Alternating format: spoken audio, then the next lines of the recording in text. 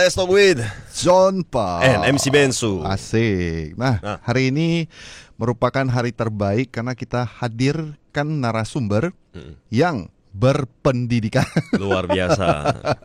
Ini nggak boleh sembarangan ngomong nih. Iya, ini ya, harus agak sopan sedikit ini. Betul sekali. Apa kabar untuk Bro dan juga Sis? Baik. Bro dosen dan Ibu Jenny lah ya. Kelihatan banget ya saya paling tua gitu. Enggak lah. Nilainya beda gitu.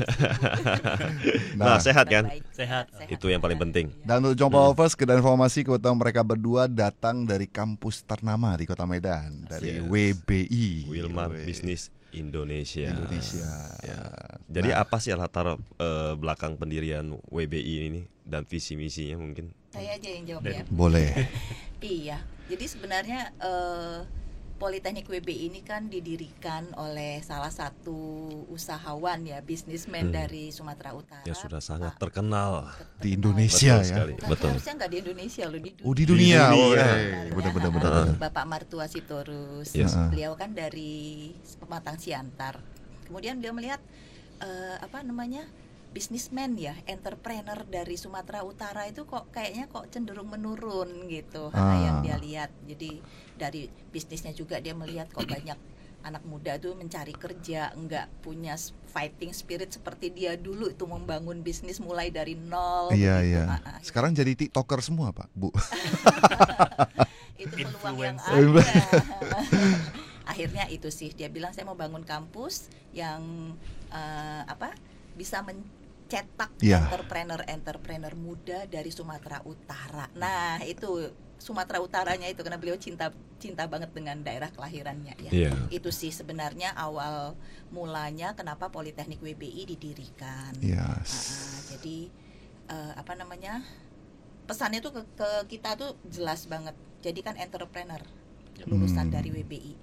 Yes. Karena mereka harus menciptakan lapangan kerja untuk Indonesia, bukan mencari kerja setelah lulus. Nah, itu sih. Jadi kalau untuk menghantar mahasiswa menjadi sosok-sosok yang mandiri dan berguna, ya kan, dan juga mungkin untuk studi programnya itu kira-kira seperti apa ya? Keunikan ya dari kurikulum yang ada di WBI itu satu sih tentang entrepreneurship education-nya. Jadi kita punya kurikulum khusus yang mengantar anak-anak untuk memiliki pola pikir sebagai entrepreneur. Jadi dari semester 1 sampai semester 6 itu mereka punya mata kuliah entrepreneurship 1 sampai 6.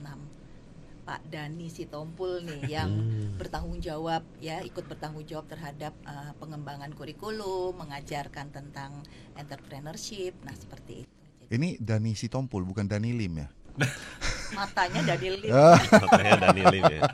By the way, jadi kesimpulan dari WBI ini pastinya kalau kata pepatah kita mau memulai bisnis sekarang kan lebih gampang ya. Sebenarnya tidak harus memulai dari nol lagi. Kita bisa mencontek sebenarnya kan. Jadi untuk contekan yang paling bagus ya harus dari yang terbaik dong. Pasti kan langkah-langkahnya pastinya udah dari Pak Martua sendiri ya kan. Untuk Jompo Lovers jangan lupa calon-calon mahasiswa dan mahasiswi langsung merapat ke WBI nanti ya. Langsung daftar, ya kan? Sebagai tambahan kalian, memang salah satu keunikannya WBI sendiri, walaupun dia memiliki 4 program studi ya, kan ada akuntansi perpajakan, ada manajemen pemasaran internasional, agribisnis, hortikultura, sama pengelolaan konvensi dan acara. Ada 4 program studi dan mudah-mudahan bakalan bisa bertambah nanti ya Bu ya. Keunikannya adalah di setiap program studi itu sendiri mereka itu semuanya masuk ke dalam pendidikan entrepreneurship ini tanpa terkecuali, karena memang mimpinya Pak Martua itu kan adalah mencetak entrepreneur baru yang muda-muda, yang punya spirit yang mungkin setidaknya sama dengan beliau atau bahkan bisa melebihi beliau gitu kan. Jadi semua mahasiswa yang bakalan ada di Politeknik Wilmar Business Indonesia ini mereka wajib masuk ke dalam program entrepreneurship itu sendiri. Jadi mereka setidaknya mempunyai mindset yang pola pikir entrepreneurial yang sama nantinya. Jadi bedanya mungkin dengan kampus-kampus lain atau perguruan tinggi lain, kadang-kadang kan mereka hanya kayak program studi tertentu yang memiliki mata kuliah kewirausahaan gitu kan, atau malahan mata kuliah kewirausahaan itu hanya sekali dalam satu semester atau mungkin 2, padahal kayak di WBI sendiri kita dari semester 1 sampai semester 6 nih pendidikan entrepreneurship-nya. Jadi memang sangat berfokus ke situ. Sebelumnya kita orang juga pernah kedatangan satu narasumber ya, juga salah satu murid dari kalian sih, yang bisnis snack ya, gele-gele. Oh, gele-gele. Si Russell Iya, pernah iya, datang iya. ke sini, udah pernah talk show sekali dia. Dia juga bawa nama WBI juga waktu itu sih. Russell uniknya dia sebenarnya kan bisnis dia itu malahan bukan dari SMA justru dia bawa. Iya benar, dia ada cerita sih. Iya, jadi dia terakhirnya ingin belajar lebih banyak mengenai bagaimana mengembangkan bisnis dia, makanya dia masuk ke WBI. Ini jadi saya pribadi agak melenceng sedikit ya. Kalau saat-saat seperti ini kan semuanya offline atau online nih sekarang? Sekarang Kita ini sekarang masih online. Sekarang online Harus karena itu instruksi ya dari Iya, betul. pemerintah. Nah, jadi untuk Pak Dhani mungkin boleh bantu saya gimana untuk membuat calon-calon mahasiswa atau mahasiswi yang saat ini, terutama anak saya nanti, mereka sepertinya online agak-agak kurang tertarik gitu atau kayak nggak kena suasananya gitu. Iya. Menurut WBI sendiri ini gimana supaya mereka jadi lebih interest untuk Karena ada punya hanya buka laptop, terus dia juga nggak tahu buat iya yang lain-lain. nggak tahu lihat ya Instagram atau apa Betul gitu. sekali. Nggak fokus jadinya tuh. Kira-kira ada nggak cara penanggulangan yang baik? Ada sense yang hilang ya, Iya. memang di saat kita lakukan yang namanya daring ini sendiri, karena kita nggak bisa bertatapan secara fisik langsung Bener. pada si mahasiswa dan murid gitu kan. Kalau saya personally sih, saya membuat mata kuliah saya itu lebih kayak quote unquote itu show, sebuah pertunjukan. Kayak konser gitu ya. Jadi ada game. Show dan game. iya, jadi supaya lebih interaktif, karena kan setiap mata kuliah itu bakalan ada pencapaiannya ya, dan si mahasiswa harus capai, sehingga memang harus kreatif sih, bukan dari sisi si mahasiswa saja, tapi si dosen sekarang ini jadinya harus lebih kreatif supaya si mahasiswa itu juga terengage dengan Iya. Iya. itu. Jadi Ingin rajin online untuk Betul. mengikuti kelas itu ya. betul gitu. Jadi ya kalau saya sendiri kayak saya nambahin musik-musik di awal, nanti ada opening scene-nya ada juga. Funfair gitu ya. Ini pasti kerjaan saya lebih bawah nih. Enggak, kami dosen juga akhirnya dipaksa juga Dipaksa. untuk menyesuaikan diri ya. Iya, dengan sebenarnya ya. Iya, nah ini kaitannya ke sana sih, dengan pendidikan entrepreneurial tadi itu Bensu dan John, bahwa gimana setiap manusia itu bisa menghadapi dan cepat beradaptasi Iya. dengan perubahan. Betul. Nah, ini menjadi juga salah satu poin yang diajarkan di entrepreneurial. Dan termasuk satu tantangan ya untuk Iya, dosen atau jadi untuk murid ya. adaptasi ya, itu ketangguhan dia untuk Betul. menghadapi perubahan. Nah, itu memang dia nggak gampang memang Iya. ya, karena kita itu dapat mahasiswa itu kan yang sudah melalui pendidikan dari pendidikan dasar sampai pendidikan menengah yang sudah ya, kalau kita lihat sekarang pendidikan kan lebih disuapin ya. Iya. Anak-anak itu lebih cenderung disuapin gitu. Anda masuk ke WBI, mereka harus beradaptasi juga Iya. dengan entrepreneurial education. Nah, itu berat juga buat mereka. Kami juga berat untuk bagaimana mengubah mindset mereka Benar. untuk menjadi sosok yang tadi itu Lebih mandiri ya. Bu. Mandiri. kreatif ya, inovatif. Tapi kalau ngomongin edukasi seperti sekarang ini kan, saya boleh tanya nggak nih? Misalnya kalau dia kurang mampu misalnya nih, Iya. dia nggak punya handphone berarti dong. Laptop susah, ya kan? iPad susah, apalagi rumah wifi. Kan nggak semua orang punya tuh. Kalau menurut pendapat kalian gimana tuh mengenai ini? Misalnya nih dia ngomong nih mau online, terus dia langsung bilang, pasti ada sih saya rasa sih, ya kan? Yang bilang sama dosennya, saya nggak punya handphone gimana ya, nggak punya Android. Android sekarang kadang-kadang kan lebih mahal atau sebagainya. Wifi dia nggak mungkin setiap pagi harus duduk di kafe untuk pinjam wifi-nya, kan gitu. Iya. Sebenarnya sih ya, bagi saya sih kalau sekarang at least Android Semuanya harusnya ada. Harus ada ya. Ya. harus punya, ya kan. Tinggal memang belajar melalui HP dengan melalui laptop itu memang beda. Ya pasti jauh lebih sulit dengan HP. Handphone karena kecil. Ya, kecil. Tapi ya bagi saya jika seseorang tuh mau maju, jika orang belajar dengan laptop mengerjakan tugas ataupun apa butuh waktu 1 jam, dia dengan HP dia butuh waktu 2-3 jam, jalankan. Yang penting kan pencapaiannya sama. Sebenarnya benar. Iya, Akhirnya saya mencicil iPad dulu. Untuk anakmu ya. Setelah setahun kemudian anak saya ribut, "Pak, kalau kayak gini mata saya rusak lama-lama," katanya. Iya, Terus saya mikir, ya udahlah cicil lah, terpaksa lah. Cicil sambil nangis kok. Belum lah, cicilannya belum mulai. By the way, WBI kan dari dulu kan saya juga pernah ke sana nih, melihat Ya, kita pernah tanahnya yang kunjung ya, luas, gitu ya. gedungnya yang luar biasa. Setahu saya sih WBI lebih cenderung ke praktek sebenarnya kan daripada teorinya misalnya ini. Nah, sekarang kan juga sama nih dalam keadaan yaitu daring, online ini. Betul. Gimana cara prakteknya coba? Misalnya kita harus tanam sesuatu nih, mau tanam di mana gitu loh, kan harus ke WBI juga harusnya kan. Sebenarnya Yes. kok di WBI itu kan itu tadi keterampilannya itu tidak yang terlalu teknis karena kita itu adalah politeknik bisnis, ya kan. Jadi bukan harus keterampilan skill yang hand skill. Oh, gitu. nggak harus tanam sendiri Nggak gitu. seperti itu. Jadi kalau misalnya kami punya tempat praktek lahan Iya, gitu ya, besar ada loh, kebun gede benar. jeruk, ada apa begitu, terus memang memberi wawasan aja sih kepada mahasiswa atau memberi pengetahuan lah, begini loh untuk memiliki bisnis pertanian ini seperti ini gitu. Tetapi kita nggak melatih mereka untuk menjadi seorang yang bisa bertani, apalagi sekarang teknologi ya. Benar-benar. Jadi arahnya lebih ke sana. Minimal harus mengerti, paham.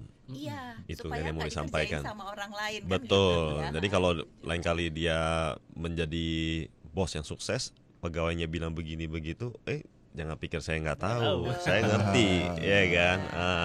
Ini cara hitungnya gimana gitu ya. Memang itu salah satu tantangannya sih, karena kita sekarang ini kan full daring gitu kan. Apalagi kan kalau misalnya kami di pendidikan entrepreneurship itu sendiri kan nggak bisa melulu yang namanya teori doang Benar. yang kami berikan gitu kan.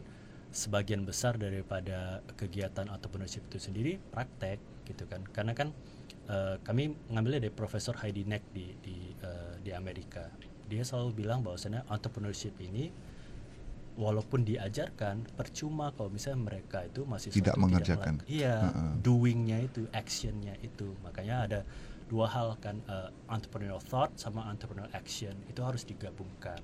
Nah, karena daring ini sendiri, kami jadi di entrepreneurship department itu harus betul-betul beradaptasi, mencari cara-cara supaya si anak ini bisa go to market. Mereka harus bisa ke calon konsumen mereka, memverifikasi ide mereka dan sebagainya, tapi dengan yaitu tadi protokol kesehatan harus dijaga gitu kan.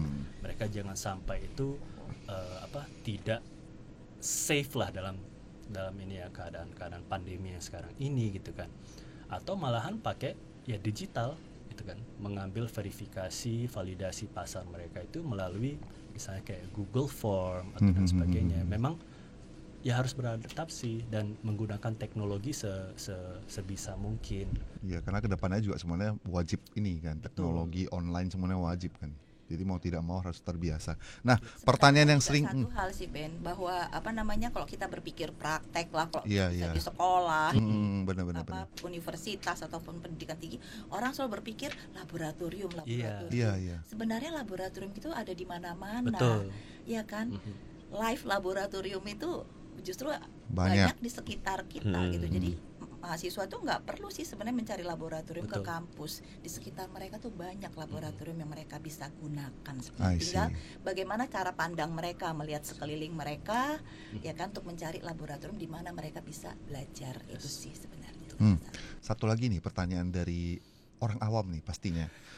Setelah kuliah nih, tamat nih, udah dapat gelar nih, ada nggak jaminan pekerjaan misalnya? Itu kan sering-sering ditanya dong. Iya. Ya, itu yang semuanya khawatir kan. Kan banyak cerita nih udah S1 tapi terakhir jadi jual bakso. S1 tukang becak misalnya. Enggak. Lu nyindir gue ya? Ini tukang bakpao. Gue jual bakpao. Enggak. Bakso bakpao beda tipis. So pau. Kebetulan kita kan di Politeknik Iya. ya. Jadi program studi yang kita punya itu semua atau strata kesarjanaan yang kita punya itu adalah sarjana terapan. Makanya juga itu D4 gitu, bukan S1. Bukan S1. Gitu. Nah, orang kadang bertanya, D4 itu apa ya? D4 itu apa sebenarnya? Apa sih perbedaan bener, S1 sama D4? D4? Ya kan. Jadi sebenarnya itu kan kalau di dunia pendidikan itu ada dua. Jadi ada yang sifatnya akademik, ada yang sifatnya vokasi. Jadi vokasi itu lebih ke keterampilan.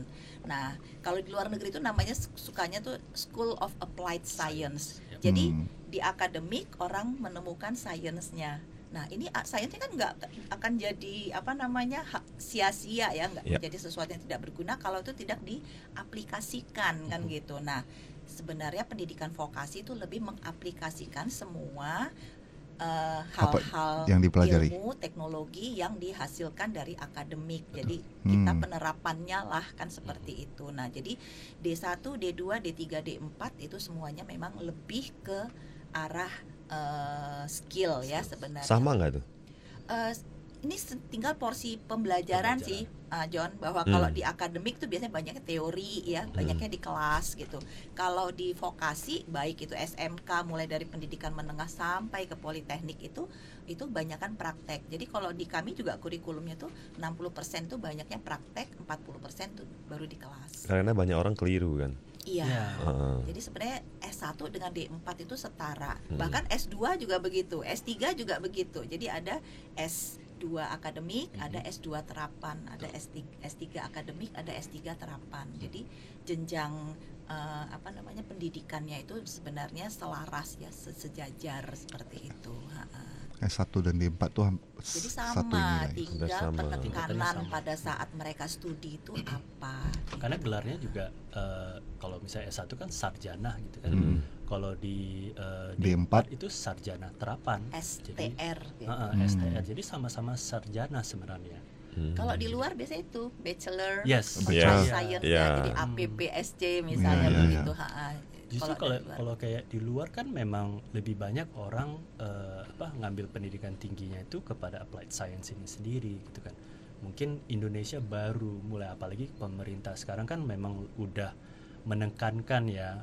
Udah lebih serius lah. Betul. Iya. Kemarin tuh saya lihat ada webinar mengenai ini, justru kayak perusahaan-perusahaan besar seperti PLN dan sebagainya, mereka justru sekarang ini mencari lulusan-lulusan yang D4. Karena mereka tuh yang siap untuk kerja, nggak perlu istilahnya diajarkan lagi gitu kan. Tapi begitu mereka masuk ke dalam perusahaan tersebut, misalnya kan mereka sudah siap gitu. Nah, uniknya di WBI gitu kan, karena kita menambahkan dengan nama keterampilan entrepreneurial itu sendiri, ya jadinya mereka setingkat di atas lagi daripada pesaing-pesaing mereka nanti yang lulusan yang sama gitu. Karena mindset mereka berbeda, mindset mereka lebih aktif, lebih inovatif dan kreatif. Saya agak tertarik sama pernyataan Bensu tadi. Apa nih? Lulus S1 jadi tukang bakso, tukang becak, nggak apa-apa loh. Iya. Tapi tukang bakso yang omsetnya berapa? Pemiliknya ya. Jadi ayam geprek nggak mana-mana. Iya. Kalau bisa punya becak 1000 misalnya. MC cuap-cuap doang udah banyak terkenal kayak begitu, ya kan? Ada juga tuh, ya kan? Belum tentu sekolah tinggi juga tuh, tapi ngeri, ya kan? Pemikirannya sekarang, becaknya mau diapain ya? Becaknya mau diapain? Supaya bisa menghasilkan lebih banyak uang. Iya. Udah 1000, terus mau diapain becaknya kan gitu. Nah, ide-ide kreatif ini yang sebenarnya harus didorong ya, ditumbuhkan dari anak-anak kita gitu. Jadi nggak apa-apa loh, jadi tukang becak, jadi tukang bakso, jadi tukang bakpao, nggak apa-apa ya. Nggak apa-apa. Lagi juga lagi ngetren kan sekarang ini, bahwasannya kalau kita lihat kan anak muda yang jadi mahasiswa di perguruan tinggi manapun saya lihat, mereka sekarang lebih cenderung ingin buka bisnis justru, bukan jadi karyawan gitu kan. Benar. Nah, permasalahannya kan adalah soal entrepreneurship itu sendiri gitu kan. Bisa nggak sih diajarkan dan sebagainya. Makanya kalau di WBI kan kita betul-betul memberikan tagline educated entrepreneur itu gitu kan, bahwasanya entrepreneur itu yang kita hasilkan nantinya memang betul-betul yang berpendidikan gitu kan, mengetahui mereka cara-cara berpikir dengan benar. Nah, sebenarnya kalau ditanya ya apa sih educated entrepreneur, Iya. kalau saya selalu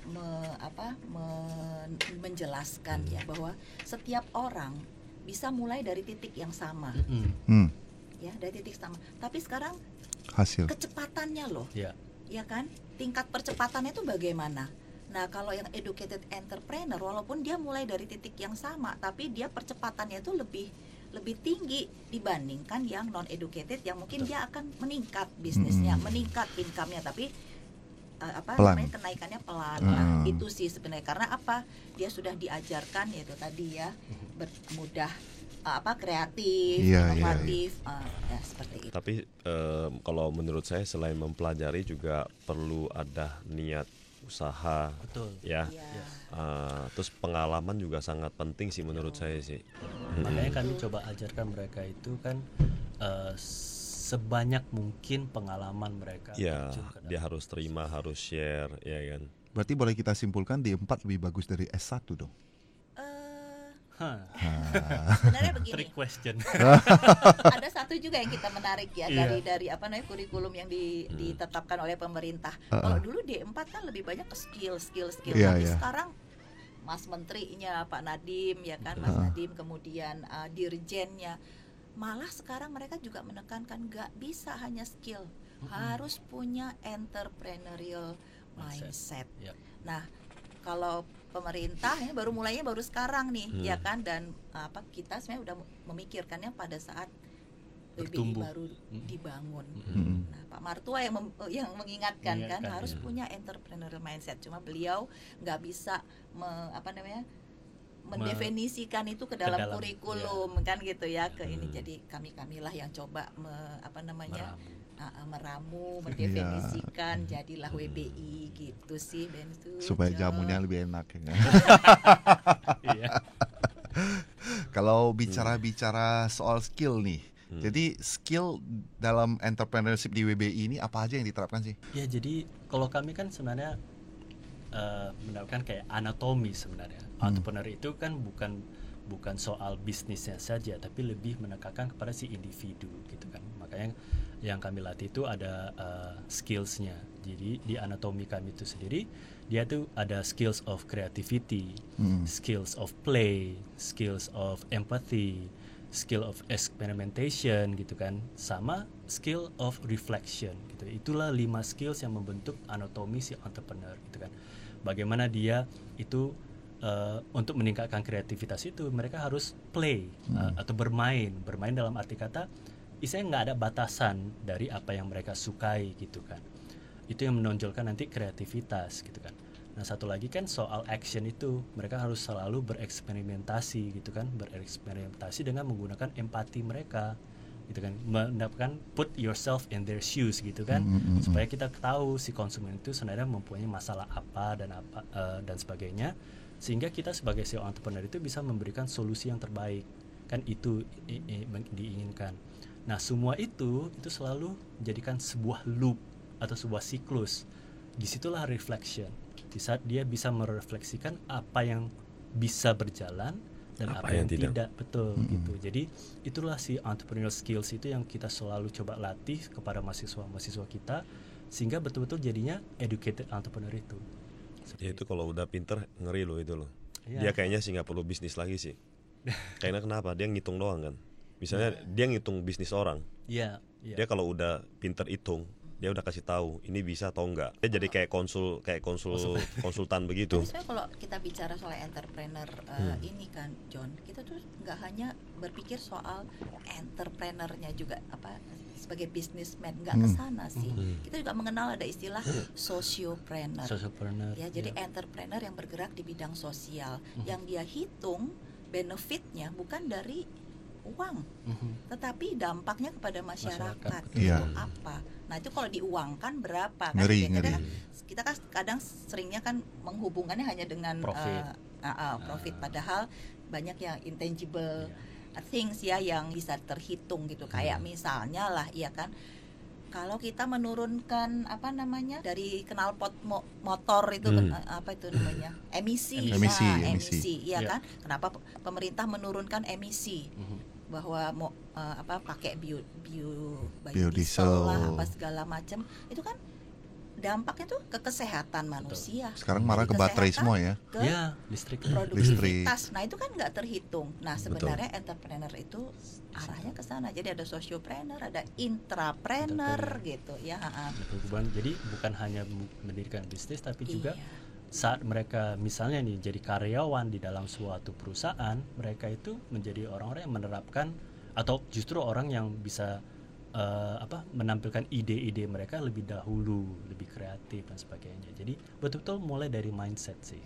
Jadi kalau pandangan Pak Dosan sendiri nih, kalau kita hubungkan yang namanya kaya itu nasib, entrepreneur mungkin itu kan bakat, bro.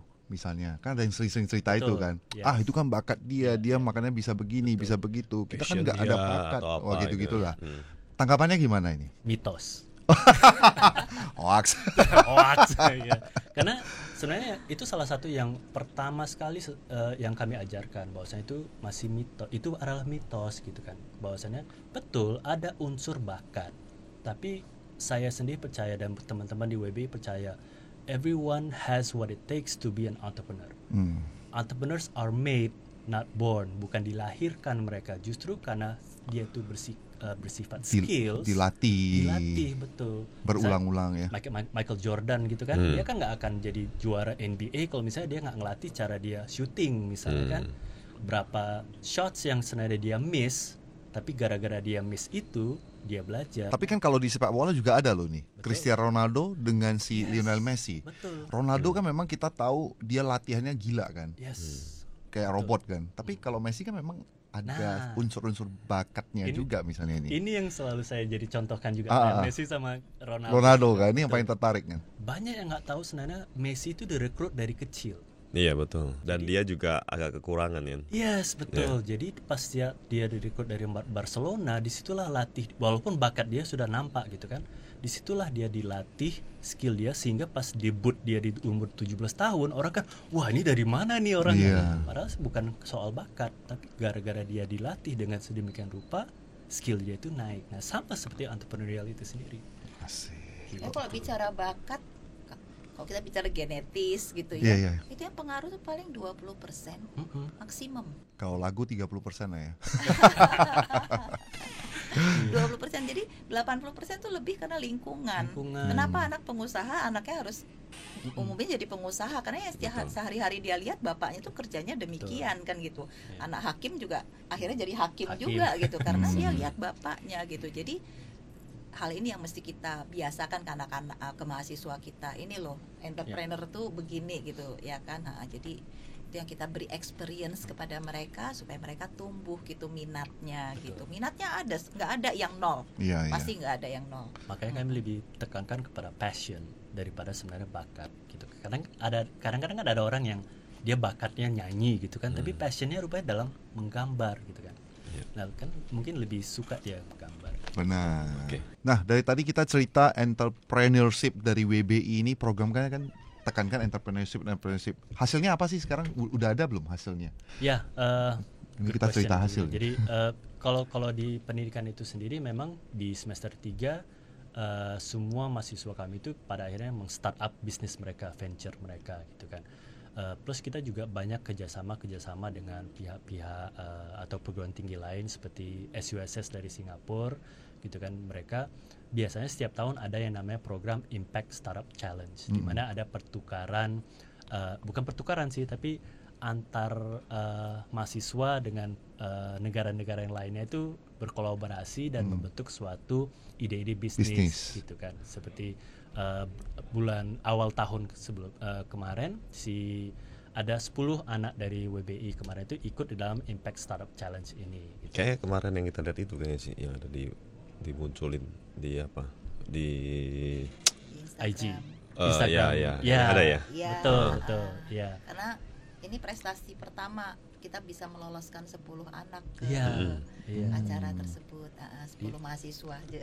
10 mahasiswa. Senang juga. Luar biasa. Mereka dari sekitar 40-an peserta, mereka masuk 10 anak WB itu masuk ke dalam finalis di dalam acara. Yang selenggarakan siapa itu? SUSS dengan kerjasama dengan Alibaba Cloud. Ya. Jadi pemenangnya itu salah satunya itu Vicky dari WBI dan Putri bergabung sama mahasiswa dari Malaysia dan Singapura. Itu mereka membentuk suatu venture namanya MySite gitu kan. Mereka akan pitching nanti di Yes, China. di China. Wih. Wah, luar biasa. Nanti kami akan ikut ke sana juga untuk talk show. Wah. Nggak apa-apa kok. Pengen kali loh. Jangan segan. Dari juga kompetisi lokal seperti kemarin itu ada kompetisi dari Bcraft, juga ada mahasiswa kami yang lolos ke finalnya, juga ada kompetisi yang dari Unimed juga beberapa kriteria kita masuk ke situ. Jadi betul-betul experience itu yang mereka coba bawakan ke dalam dunia nyata, karena itu memang bakalan penting. Jadi sebelum ke orang-orang Vicky dan Livia tadi ya. Ya. Mau dong sekali-sekali buat kompetisi di WBI misalnya kan, tapi datangkan orang-orang dari luar. Yes, memang Ini mimpi ke depan itu bahkan seperti itu. iya dong, jangan kita aja yang kesana Betul, ya kan. betul. Sekali-sekali. Bahkan nanti salah satu jurinya Judges. nanti Pak Martua kita undang. Nah, itu. Itu yang mantap, luar Aku biasa. sampai sekarang belum pernah ketemu Pak Martua. Saya udah pernah ketemu istrinya sih waktu itu di Jakarta ya. Oke, jadi kayaknya kita juga mau mengundang nih ya, yang Ya. menang-menang nih, yang berprestasi. Ya. Vicky, Priscilia Mana? Salim dan Sih. juga Livia Clara Tengku. By the Oh, way, Vicky thank Priscia. you Thank waktunya you ya. very much. Oke, terima semuanya. kasih. Terima kasih. Tapi by the way, boleh nggak kasih pesan-pesan khusus untuk Jompo Lovers mungkin Oh. secara pendidikan atau apa dari Bu Ke arah Jenny atau sini. sini? Oke. Pak Dani dulu. Dari Pak Dani, Ah. oke. Oke, ya kita tahu sendiri guys, entrepreneurial itu sesuatu yang memang lagi booming. Nah, jangan khawatir kalau misalnya kalian bingung cara menjadi seorang entrepreneur itu seperti apa. Di WBI kita secara lengkap ya dari semester 1 sampai semester 6 itu selalu kita coba gojlok gitu kan dari dosen-dosennya, fasilitator. Jadi jangan segan-segan menghubungi kami di Instagram ada @politeknik_WBI, di YouTube ada Politeknik WBI, Facebook juga ada Politeknik WBI, dan mungkin sosial media yang lainnya. Jangan lupa follow dan hubungi kami di situ. Oke. Kalau dari saya untuk menjadi sosok yang sukses ya, tidak hanya keterampilan yang dibutuhkan ya, keterampilan teknis tapi juga soft skill. Ya. Ya, jadi untuk bagaimana diri kita menjadi sosok yang mandiri dan yang penting bermanfaat buat orang lain. Itu yang diajarkan. Asik. Luar biasa. Thank you Bu Jenny dan Sama-sama. juga Terima kasih. Bapak Danis Thank you bro. sudah sis. hadir memberikan pendidikan untuk kita. Terima kasih untuk hari Oke, ini. thank you. Sekarang kita undang langsung. Ini yang berprestasi Ini nih. artis-artisnya nih. Artis. Say hello. Vicky, Priscilia Salim dan juga Livia Clara Tengku. Wes. Mungkin boleh perkenalkan diri masing-masing dulu. Jangan Ya. pernah panggil saya Cece ya. Oke. Yuk, Panggilnya Koko kali. Asik. Ya. Yuk silakan mungkin Vicky. Saya Vicky, salah satu finalis SUSS Impact Startup Challenge 2020. Oke, saya Livia Clara Tengko dan merupakan salah satu finalis yang masuk ke Grand Final di event SUSS Impact Startup Challenge. Asik. Boleh dong ceritakan pengalamannya di acara ini, mungkin di kompetisi ini. Mungkin saya dulu ya. Awalnya saya tidak berharap banyak dengan kompetisi ini. Saya hanya ingin mencari pengalaman dan juga hanya ingin tahu seberapa pahamkah saya tentang entrepreneur, mengingat saya sudah 1 tahunan lebih mendapatkan pembelajaran ini di WBI. Dan dengan saya mengikuti kompetisi ini, saya juga mendapatkan banyak sekali teman-teman dari daerah-daerah maupun luar negeri juga mendapatkan ilmu-ilmu dan teknik-teknik yang baru dari tentang entrepreneurship ini. Ya mungkin itu saja. Saya lihat kamu dari kecil loh ya. Hah? Iya kan? Kamu lihat dari kecil. Dari Aku kecil. hidup sama dia dari kecil. Masa? Bener juga ya. By the way Vicky, setelah mengikuti kompetisi ini sudah kuliah di WBI, kedepannya kira-kira Vicky mau kemana ini? Saya sendiri sih sebenarnya masuk ke WBI ini karena ingin melanjutkan bisnis orang tua. Makanya saya mengambil jurusan event karena orang tua juga berjalan di dunia event, entertain. Ingin melanjutkan saja sih. Oke. Kalau untuk Vicky sendiri, papanya paling terkenal di Medan. Sudah Pak luar Sarman, biasa. hai. Oke, kita lanjutkan ke Livia. Kalau untuk saya sih pengalamannya sangat berkesan buat saya karena lewat event ini saya bisa mendapat relasi baru, dan saya juga bisa belajar bagaimana pola pikir mereka, culture mereka, dan saya bisa memperdalam lagi pelajaran terkait entrepreneurship. Dan sebenarnya pelajaran entrepreneurship yang diajarkan di SUSS ini sama sekali tidak jauh berbeda dengan yang diajarkan di WBI. Jadi di WBI itu kita diajarkan dasar-dasar tentang entrepreneurship, terus mindset seorang entrepreneur itu seperti apa. Lalu lewat event ini kita memperdalam lagi yang kita pelajari di WBI. I see. By the way, ini menuju final atau udah ada pemenangnya? Belum kan? Sudah. Oh, sudah menang? Vicky Ya. pemenang. Oh, pemenangnya. Oh, selamat Masuk ya. Final final. ini. Ya, sebenarnya pas kan tadi di awal udah bilang saya nggak berharap banyak. Ternyata juga dapatin teman-teman yang memang gigih. Mereka bilang kita do the best aja deh. Masalah menang nggak menang nanti. Dan ternyata nggak disangka kita masuk ke final dan langsung mendapatkan juara 1. Wow. Tidak berharap banyak, tapi akhirnya dapat banyak. Yang Ya. penting do the best. Luar biasa. Congratulations untuk Vicky dan juga Livia pastinya ya. Yap. Mungkin boleh dong mengajak teman-teman yang calon-calon ini kenapa harus ke WBI misalnya. Alasan dari Vicky dan Ya. Livia sendiri. Mungkin saya sendiri sebelumnya saya mau terima kasih dulu ya pastinya Boleh. sama kampus saya dan juga dosen-dosen dan staf yang turut mendukung saya untuk kompetisi ini. Mereka semua sangat mendukung. Ayo kamu pasti bisa. Karena sebuah kegagalan itu adalah permulaan dari kesuksesan. Jadi jangan pernah takut gagal. Asik. Ini seneng itu sampai mau terharu gitu. Mau nangis jadi ini. Ini senengnya sampai terharu. Luar biasa.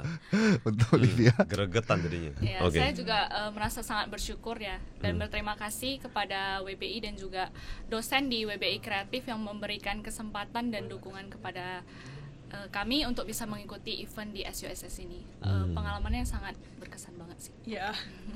Thank you untuk Vicky dan Terima juga kasih Vicky. Livia pastinya. Untuk Jom Sukses Followers terus. jangan lupa untuk langsung menuju ke website wbi.ac.id, Instagramnya @politeknikwbi, Facebook Politeknik Wilmar Bisnis Indonesia, serta YouTube channel Politeknik WBI. Nanti kita terahkan di layar ini. Asik.